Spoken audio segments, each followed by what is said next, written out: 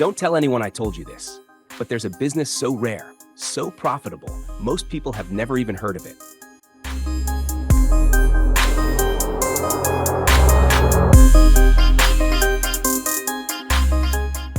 This is the hidden world of molding iron and manufacturing giant engine rods, the heartbeat of cargo ships and marine machinery.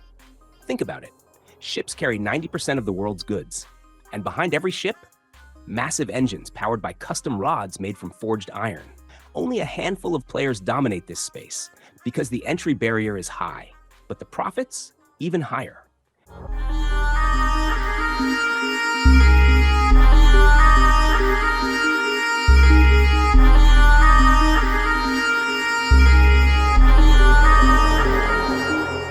Each rod can be sold for thousands of dollars. A single deal with a shipping company or government project can change your financial game.